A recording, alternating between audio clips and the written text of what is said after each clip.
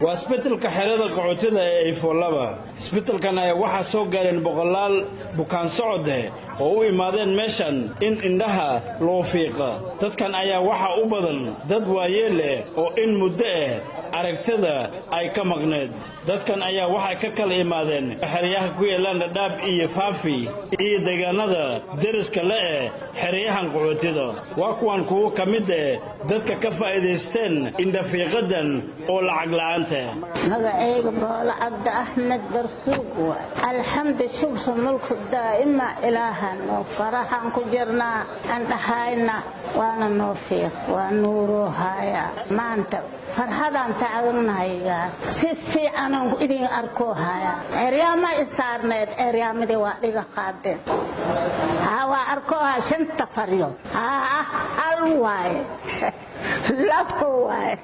سدح واي يا الحمد لله هذا واحد خبطة سروال شعر عم داره حبيبي أحمد عبدي وحوا أركي دكتور كلا أركي وعلمها سنته وحوا كلا أركي الحمد لله الشكر لكن الله يدين لي أنا قلت حبيبي داير أمه قال لي ده شن سنة عدي وحكي خبصين أنا ومدورة وان قرقونا كله أنا وأنا أسكت صبري وهذا كان طريقة أمريكا هذا مر بكيرجي وحيد وأركو نفس إرجع أحرت كده ربوي مبدئي وما أردت أفتينا هذا نكال جوجنا ده دسك عقب بيرملكوا قرقونا يعني وأدي بانت أنا كان والدي باني كان ده كلا قادن كأسان أركض ويولدامنا يتن يشري جاري حنباره يبو سارة نجانا أركض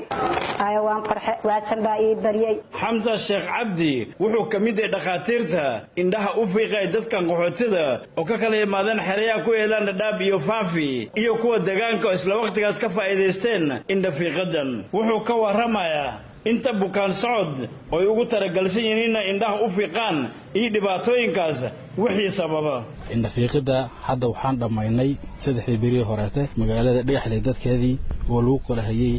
xerada Ifatu isbitaalka weyn ku yaala ee Red Cross ilaa hadda dadka aan qalay waxa weeye 236 weeye laakiin waxaan ku wadnaa qiyaastii inaan gaarsiino ilaa 700 ruux kaltaanka inaan gaarsiino waxyaalo badan baa keena maxaa la jiray naafanimada indhaha ama araga oo gaabta waxa ugu badan waa caad xoogga indhaha fuula pressure ugu keena sidaacada way keentaa naawac isha gaar ugu keena waxyaalo badan baa keena laakiin hadda waxa ugu badan laga daweynayo dadka u badan yihiin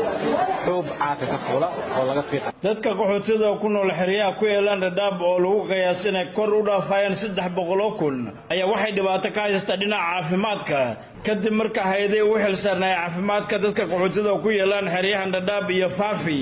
ay awoodi waayaan inay kaafiyaan dhibaatooyinka kala duwan oo soo food saarta qaxootiga talaabadan ay qaadeen dhaqaatiirta ka socdaan gobolka Waqooyi Bari waxay faa'iido weyn u tahay dadkan qaxootiga iyo dadka deegaanka waxayna rabi lahayn waqtiyaal badan inay dhaqaatiirtan ku soo noqdaan si caafimaad darrada haysta ay wax uga qabtaan bashkaas jugso dhacay BBC